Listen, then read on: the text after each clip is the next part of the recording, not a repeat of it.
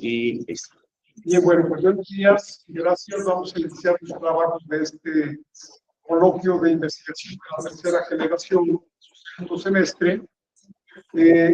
Vamos a iniciar con el grupo de la doctora Marta Alicia Acevedo García, que se encuentra con nosotros el día de hoy. Ella es la metodóloga, no participamos, nosotros somos invitados de piedra. Y le toca abrir a nuestro maestro Julio Cepeda, que tiene como director bajo la responsabilidad de la Torre Torres y lectora Salvador Cacerín de Cerra Vacía, que damos la más cordial de las bienvenidas a estos esfuerzos del programa de nuestro plano, y a nuestra querida amiga María Isabel. Son las 4 quienes a 10 minutos para el tema y vendrá tiempo para las réplicas. Adelante, Julio, bienvenidos. Gracias. Muchas gracias. Solamente para asegurarme si me escuchan. Sí. Si me escuchan de aquel lado. Ok. Bueno, pues muy buenos días. Es un honor estar aquí en esta mesa con mi directora de tesis y las doctoras lectoras, doctores. El tema de tesis es autonomía personal, análisis de los conflictos éticos y jurídicos en la atención sanitaria y las biotecnologías emergentes. ¿Puedes compartir la pantalla? No te preocupes. Activo.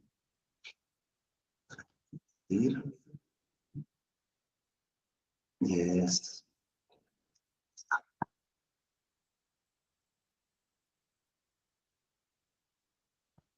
Listo, Julio. Ya sé. Sí. El tema ve perfecto. de limitación del tema y objeto de estudio. Autonomía personal, análisis de los conflictos éticos y jurídicos en la atención sanitaria y las biotecnologías emergentes. La temporalidad es inactualidad, espacialidad nacional.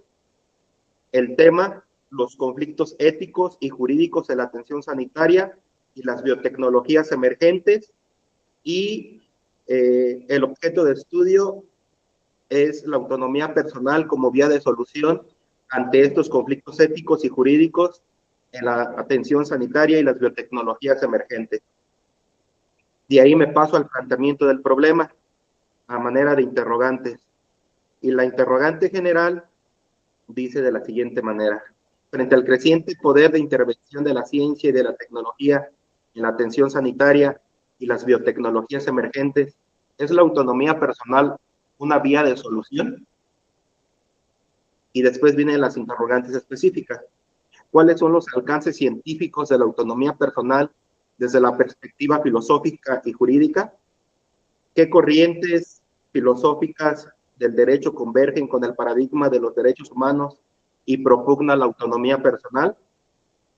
¿Qué análisis de casos son paradigmáticos en el tema de estudio central de este proyecto de investigación desde el punto de vista jurídico y ético? ¿Cuáles son los retos jurídicos y éticos de las biotecnologías emergentes en la actualidad? ¿Y qué marco jurídico puede ser una alternativa para regular estos retos tecnológicos que se nos presentan en la actualidad y donde tengamos como base la autonomía personal y el respeto a la dignidad humana? Y entonces, y ahí me paso a mi hipótesis de trabajo, la implementación de un modelo normativo para la atención sanitaria y las biotecnologías emergentes, fundamentado en el paradigma de los derechos humanos y con un enfoque central en la autonomía personal, reducirá significativamente la incidencia de conflictos éticos y jurídicos. Y de ahí mi marco teórico. En mi marco teórico yo propongo, o se proponen estas 5 teorías: singularidad tecnológica, transhumanismo, trascendencia, poshumanismo, posfenomenología. Desde esa idea arraigada que tiene el ser humano de querer ser inmortal, entonces ya con cremas antiedad, cirugías, donde se asevera incluso que vamos a mutar en una máquina y nos vamos a fusionar con esta. y, y donde de hecho pues ya partes tecnológicas han sido integradas dentro de nuestro cuerpo, como lo es por ejemplo una prótesis, y más ejemplos que se puedan tener. Y, y en última instancia aseverando también que el ser humano pues es un ser tecnológico por naturaleza, desde que la tecnología nos ha acompañado a lo largo de la historia humana, y sin esta no hubiéramos podido evolucionar. De ahí me paso a la metodología del trabajo. Mi metodología es una investigación cualitativa, donde las múltiples metodologías de la investigación cualitativa se pueden ver vistas como algo que se llama bricolage, y, y el investigador como un bricoleur, son términos franceses. El bricolage es una persona, el bricolage es una actividad de una persona aficionada, una actividad manual, casera, de reparación, como un manualito, ¿no? De hágalo usted mismo, pero que en la medida en que se va investigando, se va profesionalizando, y entonces este sujeto investigador va uniendo piezas, va uniendo este rompecabezas a manera de tejido, que dan soluciones a un problema en una situación concreta. Es una construcción emergente que cambia y toma nuevas formas a la medida que se aplican nuevas herramientas, métodos y técnicas al rompecabezas. Levi Strauss, antropólogo, dice que este método es una forma de pensar que reincorpora materiales ya existentes, y precisamente pues mi investigación va a recopilar todos estos datos para formar una visión desde la autonomía personal. Y de ahí me paso al esquema preliminar con 5 capítulos. Estos 5 capítulos son fundamentos de la autonomía personal. Capítulo 2, marco jurídico de la autonomía personal en el ámbito sanitario. Capítulo 3, conflictos ético-jurídicos en la atención sanitaria. Capítulo 4, retos jurídicos y éticos de las biotecnologías emergentes. Capítulo 5, propuesta de un marco normativo para garantizar la autonomía personal. De ahí que yo me pase a mi capítulo 1, fundamentos de la autonomía personal. Y tengo unos hallazgos. El primero de los hallazgos es que las normas no están determinadas por estándares ya dados, sino que dependen, en cambio, de los juicios normativos de los individuos o de las comunidades morales o jurídicas. Es decir, lo que implica que la validez de la norma depende de que sus destinatarios decidan hacerla válida.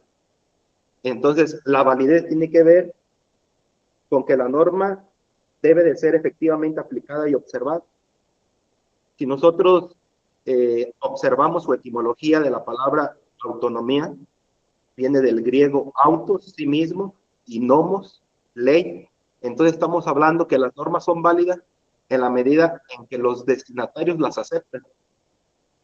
Y entonces, a través de esta aceptación, también se pueden unir diversas concepciones normativas del derecho y también a la vez de la moral, porque dentro de estas concepciones también vienen intereses morales. Y de ahí que quiero referir a un mito que se llama Antígona. Antígona es hija de Edipo, rey de Tebas. Se pelean muere Edipo, se pelean sus hermanos Eteocles y Polineses, se matan entre ellos, y Creonte toma el poder y manda una orden de que el cadáver de Polineses se quede insepulto. Y entonces, si alguien lo sepulta, pues es causa de muerte, y entonces Antígona lo entierra cumpliendo su deber moral. De ahí la calificación de autónomo. Creonte sepulta viva a Antígona, pero esto es un hecho perenne en la historia de nuestra conciencia filosófica, política, literaria y jurídica, del conflicto que se presenta moralmente y claramente pues, relacionado con el derecho. Los retos que descubrí yo en mis capítulos es la ambigüedad del término. Es un término complejo que debe de ser analizado minuciosamente. También la parte de la validez intrínseca, más allá de la norma positiva, un sistema jurídico es obedecido porque protege valores, y creo que es ahí donde está uno de los grandes retos. Y también este binomio de moral, derecho, esta simbiosis, hasta qué punto el derecho debe de ser separado de la moral. Ese también va a ser una vertiente que me va a acompañar durante toda la investigación. Y son mis fuentes de información, algunas, no todas, y pues de mi parte sería todo. Muchas gracias. Gracias, maestro. Gracias por darse el tiempo. Vamos a tener uso de la voz para comentarios sobre este trabajo. Doctora Catherine Becerra Valdivia en el arte. Doctora, si es tan amable.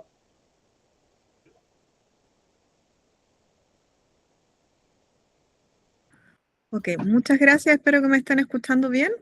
¿Se escucha bien? Perfecto. Muchas gracias.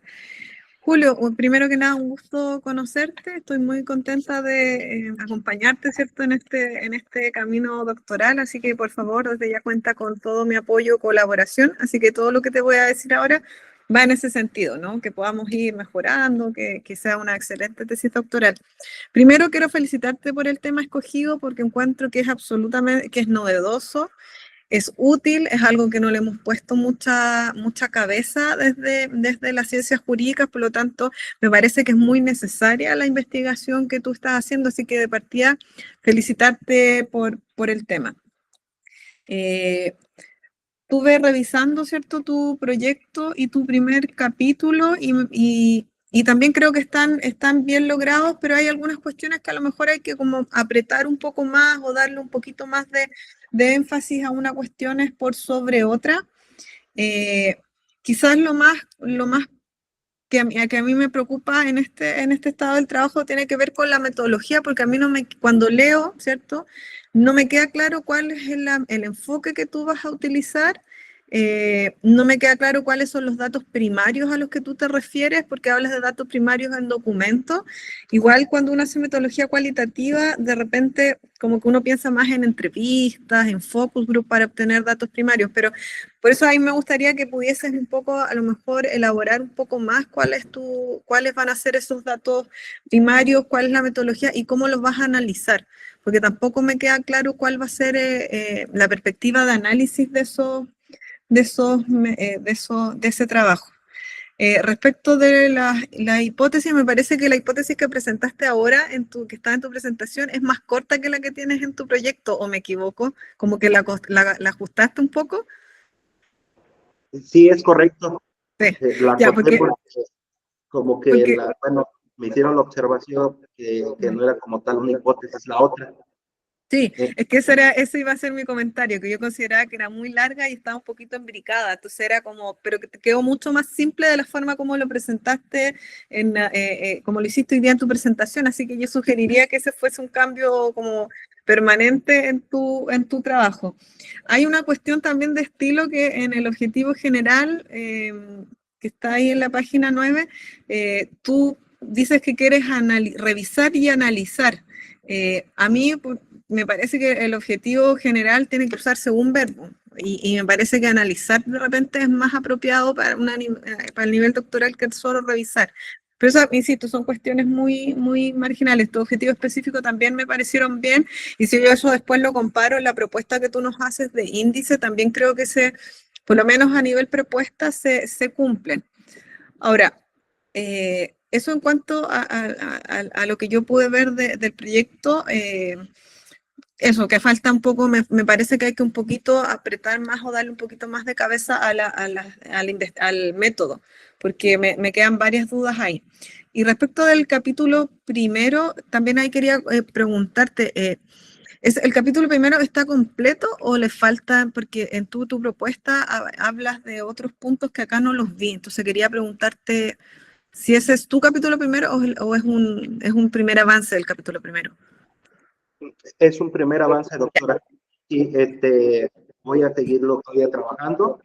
Ya. Y en lo subsecuente le voy a enviar correo institucional los avances posteriores.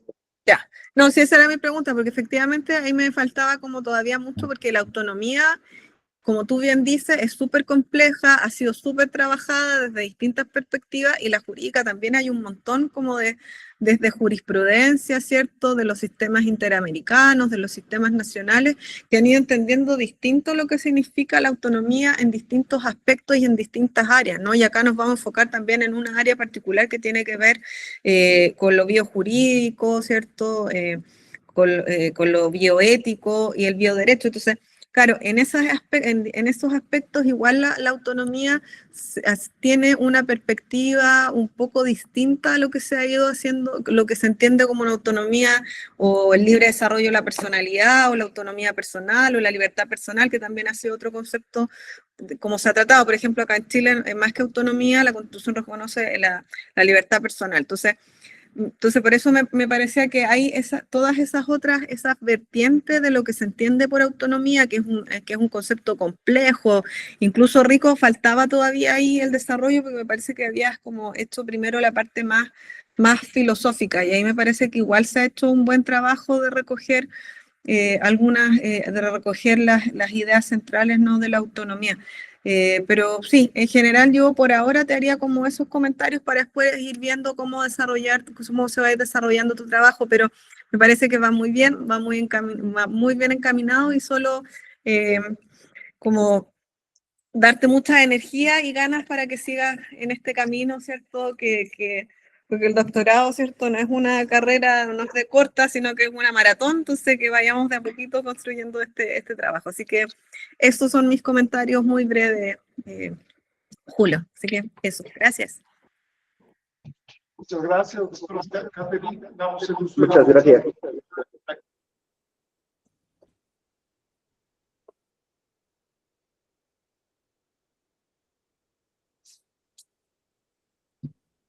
Perdón, no alcancé a escuchar bien al doctor Carlos.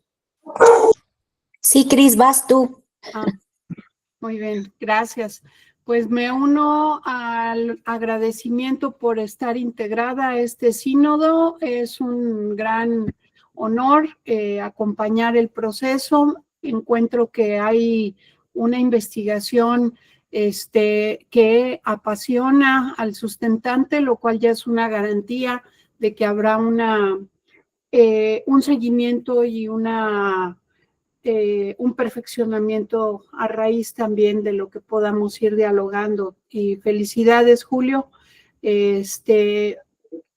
Para mí también es un tema muy relevante, y coincido con la doctora Catherine en que la mayor atención que creo que tu proyecto en este momento tiene es a perfilar metodológicamente el tema. Para mí un cronograma es muy revelador de ciertas cosas. En el cronograma tú distribuyes la redacción de los capítulos como si fueran tiempos homogéneos. Me parece que cada 12 o 16 semanas, no me acuerdo bien, pero este procedimiento está lejos de ser real, es imaginario, es un procedimiento que asume un poco la producción de un trabajo académico como si se tratara de una producción de fragmentos homogéneos, y no es así.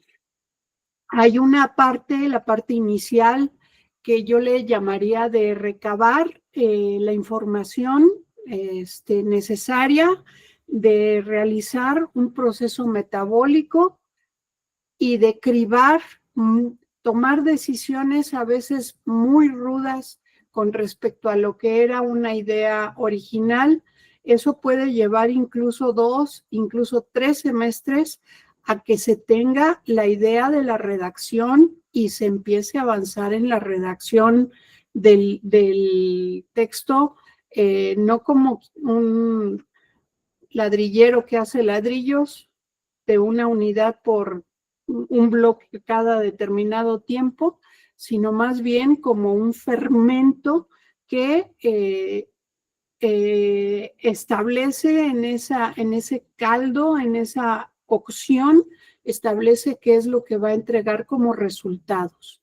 Este enfoque es muy diferente porque no se ve lo que se entrega como eso, como fragmentos de páginas que homogéneamente se han ido acumulando en un tiempo también homogéneo, sino como una decisión de autor, como una decisión de alguien que va a redactar quizá en 3 meses el grueso del trabajo, una vez que se han tomado las decisiones metodológicas y argumentativas necesarias para que la hipótesis sea demostrada como tesis.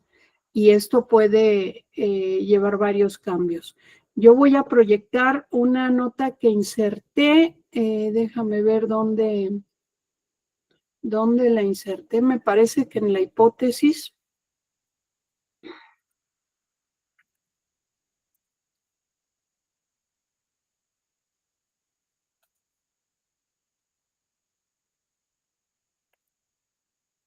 Ups, me pasé a estar aquí. Sí, aquí está. Proyectar. Aquí está. Compartir.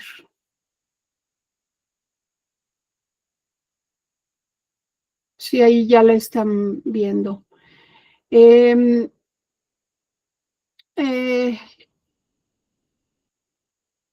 Me parece que hay que revisar esta redacción, creo que ya lo empezaste, que la tecnología encuentre un cauce adecuado para su utilización es demasiado vago o impreciso en grado sumo.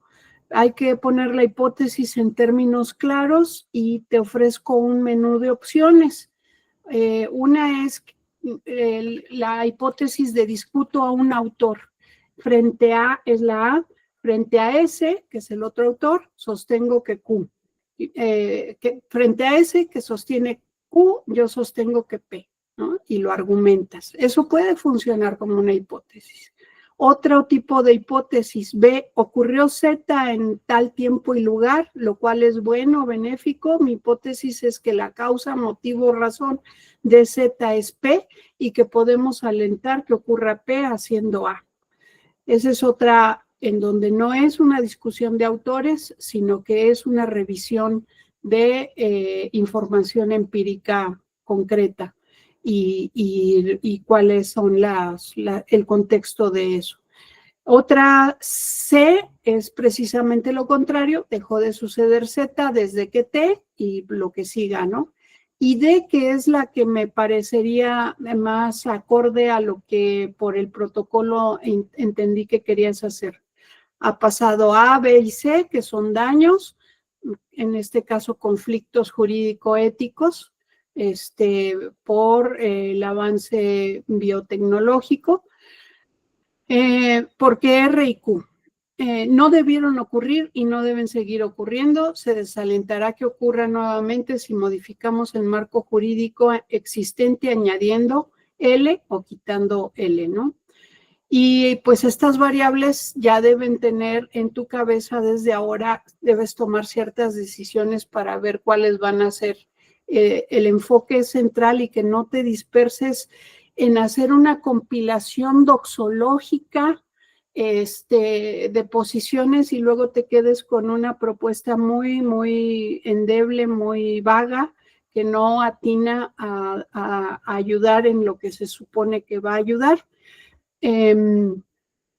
Y por eso, aprovechando tu disertación en el protocolo en torno a las fuentes primarias, que me parece muy buena, pero también coincido en que le falta contenido, no sabemos cuáles van a ser tus fuentes primarias, mi sugerencia es que partas de eso, es decir, que encuentres el caso no aportable por la inteligencia artificial, sino aportable por tu movimiento investigativo hacia la entrevista, hacia el grupo focal o hacia la investigación de archivo, en donde el conflicto ético jurídico, lo ubiques perfectamente y puedas rastrear hacia atrás qué fue lo que pasó y qué es lo que se tendría que modificar en la ley o en la cultura ética y de quiénes, y que eso sea el nudo de nuestra discusión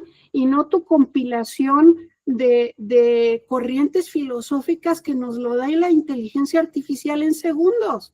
No hay por qué reproducirlo más.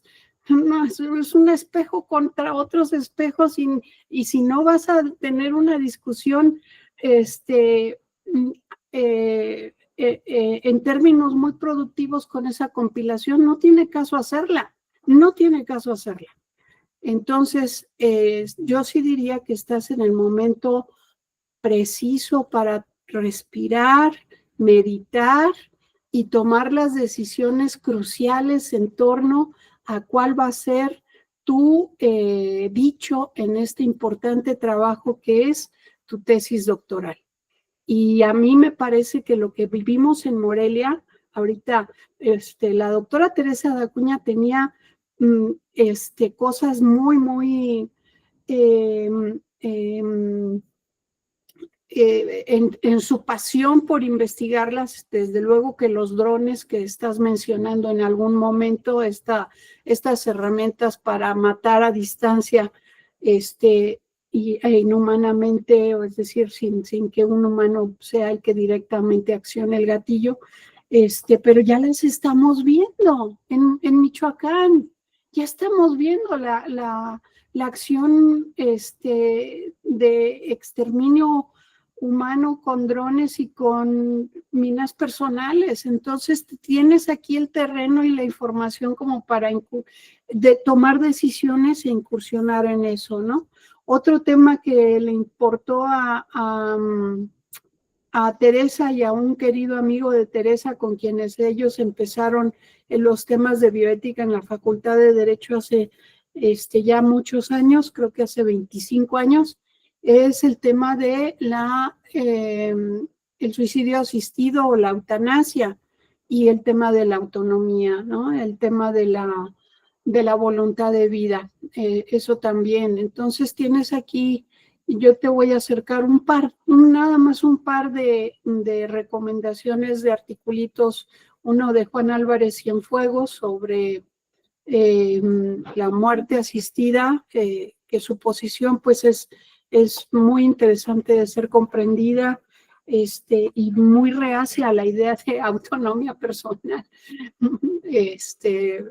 En fin, no, para él, que era muy amigo de Teresa, pues no era una cuestión fácil de deslindar. Y el otro texto que te voy a acercar es un importante artículo de una enorme bioeticista que es Ruth Macklin, en donde ella se pregunta si el concepto de dignidad humana es realmente útil. Y ha sido muy, muy polémico. Ella dijo, todo el mundo lo ha citado, pero realmente no, se están distrayendo de lo importante, ¿no? Que me parece que sí tiene razón. O sea, frente a todas los devotos y devotas de la dignidad humana, pues de lo que se trata es de ver cuáles son las condiciones concretas en las que esto se puede vulnerar, no solamente para quien esté en la especie humana, sino para quien debería tener, ser respetado y mantener una calidad de vida buena, aunque sea de la especie que sea. Entonces, ese es mi comentario general y espero tener tiempo para hacerte un sumario escrito. No lo tuve, disculpas. Un sumario escrito. Nada más. Bien, bueno, pues gracias, doctora. Y damos el uso de la voz a la directora del trabajo, la doctora Rosa María de la Torre. Adelante, Rosy, si eres tan amable. Muchas gracias, querido doctor Carlos. Pues en primer lugar, quiero aprovechar este espacio para hacer un homenaje a nuestra querida Tere Dacuña, que tenga un venturoso renacimiento. Heredé esta tesis de ella y lo hago con mucho gusto. retomando pues el trabajo que ella venía haciendo con Julio, un trabajo muy pertinente, muy bonito. Y bueno, quiero también agradecer a la doctora Catherine y a la doctora Cristi que se unan. Me parece que son ideales para este trabajo y y me siento muy contenta de poder pues afrontar este reto. Para mí es un reto esta tesis. Y sí, coincido con tomé nota yo, doctora Catherine, de las cuestiones de metodología. Vamos a empezar a revisar esta tesis. Como le decía yo, pues este desafortunado evento superveniente me hizo tomar la tesis en los últimos tiempos, pero lo hago con mucho gusto y además Julio es un tesista muy dedicado, muy trabajador y yo creo que como bien decía usted, hay que darle ánimos, ¿no? En este cambio nunca es fácil un cambio de dirección de tesis ya cuando uno está en el trabajo, pero aquí estamos, ¿no? Y coincido también con todos los comentarios de la doctora Cristi, ella siempre es bien pertinente y bien puntual, entonces estoy segura que su acompañamiento va a ser importante. Yo, Julio, solamente voy a hacer unos comentarios como muy breves que se suman a los que ya te había hecho brevemente. Sé que estamos empezando, que no tenemos una bibliografía, unas fuentes de consultas acabadas, retomando lo que dice la doctora Cristi, no vamos a hacer un compilado, ¿no? De todos los textos, etcétera. Pero yo creo que hay dos temas que tú estás metiendo, dos corrientes filosóficas que tú estás metiendo en la tesis, que podrían entrar en cortocircuito. Metes por un lado el tema del posthumanismo y por otro lado el del transhumanismo. Entonces yo te sugiero aquí que empecemos con lecturas básicas que yo he hecho en falta de estas dos corrientes para que tú puedas decidir, podamos decidir eventualmente con el apoyo de la doctora Catherine y Cristina, pues si las vamos a poner a dialogar o si vamos a centrar la tesis con una inspiración de alguna de estas, porque meterlas a las dos así nos puede generar conflicto. Te explico por qué rápidamente. Porque el posthumanismo y el transhumanismo tienen visiones completamente diferentes de lo humano, ¿no? El posthumanismo parte de esta visión de la corporeidad, la vulnerabilidad, las éticas del cuidado, etcétera, mientras que el transhumanismo lo que busca pues es la mejora de lo humano, ¿no? Seguir como avanzando hacia este ideal de la perfección, etcétera, etcétera, ¿no? Y aquí yo te recomiendo, por ejemplo, que incorporemos sí o sí a Rosy Braidotti, ¿no? Como una de las autoras clave en estas ideas del posthumanismo. Yo te voy a mandar para, como decía Cris, no hacer esta compilación y meter 25,000 artículos, te voy a mandar pues lo que podría ser el texto fundacional de esta postura en ella, que es un texto ya no por eso menos vigente, ¿no? De 2013, su libro de Posthuman y un articulito por ahí. Y también te voy a mandar algunos textos de Max Moore y de Nick Bostrom para ver el tema de transhumanismos, ¿no? Y que puedas ir viendo esto. Y también te voy a mandar algunos autores latinoamericanos, poquitos artículos, para que podamos tomar esta decisión. Porque me parece que tú ahorita en tu presentación hablabas de post y transhumanismo, sin hacer como ninguna revisión crítica de hacia dónde nos lleva una postura y otra. Y si no las tratamos con cuidado, nos van a generar un cortocircuito por ahí adentro de la tesis, ¿no? Entonces, pero eso es trabajo que ya vamos a ir haciendo en el camino. Lo importante es que ya estamos en el camino, que estamos trabajando y que tienes, quitando la de la voz, pues un excelente acompañamiento en las doctoras Christine y Catherine. Yo invitarte a que sigas trabajando con mucha compromiso, como lo has venido haciendo hasta ahora, y que las busques, de hecho, ahora pues estamos platicando por ahí con la doctora Catherine, con el vicerrector de la región Coquimbo de la universidad. Ayer justamente hablé con la señora rectora sobre el tema del convenio, ya están preparando una carta de compromiso, entonces a lo mejor una de esas, Julio, tú eres de nuestros primeros tesistas en irte a hacer estancia de investigación a Chile con la doctora Catherine, lo cual estaría buenísimo. Y yo agradecerles el acompañamiento a las dos. Yo quiero que la doctora Cristi me invite a la casa de los hobbits, ahí con ella, porque es muy divertido. Muchísimas gracias, doctor Carlos, y aprovecho para saludar a la doctora Patti, al doctor Arturo, que están por ahí presentes. Muchísimas gracias. Gracias, doctora. Bueno, sobran algunos minutitos y siempre me gusta en estos coloquios meter mi cuchara. Y yo básicamente voy a hacer un resumen. A ver, yo no soy tan diplomático, Rosy lo sabe muy bien, jamás he sido diplomático. Y te voy a decir lo que te dijeron. No tienes problema y no tienes hipótesis todavía. Traducido en buen castellano. Entonces hay que ponerse a afinar esa par de cosas porque si no, no vas a poder caminar. Y bueno, Pati ha estado muy puntual tomando notas, ella te va a hacer el acompañamiento metodológico en esta travesía, ella es muy puntual también con todo este tipo de cuestiones, pero obviamente te va a decir por dónde caminar si te dicen tus lectores por dónde debes de caminar, ella no te va a sugerir por dónde camines, eso le corresponde a tu cuerpo tutorial. Y bueno, no sé si quieras agregar alguna cosa, querida Pati. No, agradecerles que hayan estado aquí con Julio. Efectivamente, como dice la doctora de la Torre, Julio es muy comprometido. Creo que lo que le han dicho sobre la hipótesis y su objeto de investigación lo tiene que afinar y sí necesitaba él escucharlas y yo también para pues estarle brindando a él el soporte que requiere. Seguramente él se comprometerá a hacer todo lo que ya le han comentado. He tomado nota y estaré en contacto con ustedes. Él lo que necesita es esto. Muchísimas gracias. Gracias. Quizá también hablando desde el punto de vista metodológico, quizá lo primero que tengan que precisar es el objeto de estudio, porque está muy vago. Entonces, si no tienes objeto de estudio, tampoco vas a poder ni plantear un problema ni plantear una hipótesis. Y bueno, pues yo aquí le dejo, no sé si hay algún comentario de la sala. Julio, tienes oportunidad de defenderte de los catorrazos que te pusimos.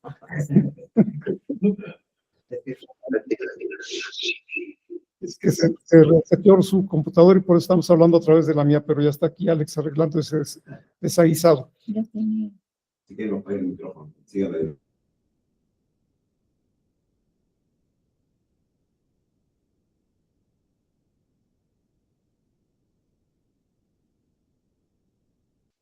No te oímos, Julio, sigue tu micrófono cerrado. Adelante. ¿Me escucha? Sí, lejitos, pero bien. No, nada más agradecerles los comentarios. Voy a seguir puntualmente las indicaciones, las observaciones, y pues ponerme a trabajar arduamente. Para mí es un honor que hayan estado aquí, doctora Catherine, doctora Ana Cristina, y directora de tesis, la doctora Rosa, mi metodóloga, y aquí los doctores Salvador. Muchas gracias y voy a seguir trabajando con todas las anotaciones que hice. Bien, bueno, pues muchas gracias y con eso damos por terminar esta primera mesa. Gracias. Muchas gracias, doctoras. Gracias, doctores. Saludos allá. Un abrazo. Nos vemos. Abrazo. Me gustó verles. Nos vemos. Hasta luego. Chao. Hasta luego.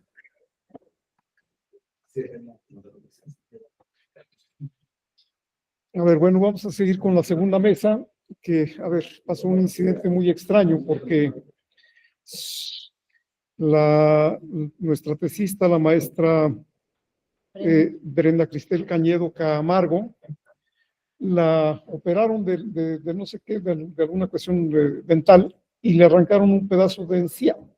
Entonces, no se encuentra precisamente, bueno, ya se acaba de unir, se va a unir vía remota, me lo pidió y pues tuve que acceder. No le alcanzamos a avisar al doctor Arturo, pero yo le agradezco muchísimo que esté con nosotros porque es importante la presencia física también de los lectores. Y bueno, pues vamos a dar presentación precisamente a la mesa de Cristel, a quien damos la bienvenida, ya se unió por ahí. Héctor Chávez, pues ya sabe cuál es el horario, ni modo que no. Entonces, ella tiene un trabajo que se titula Bienes y Derechos Digitales, su normativa frente a la privacidad, intimidad y libre acceso a la información en México. Tiene... Ya apago mi micrófono. Sí, por favor.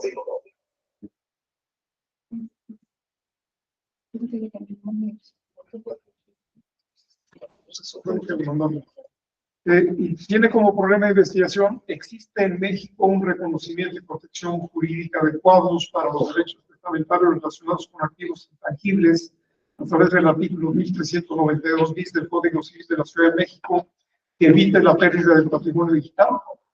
Y bueno, en este acompañamiento tiene como directora a la doctora Chávez Gutiérrez.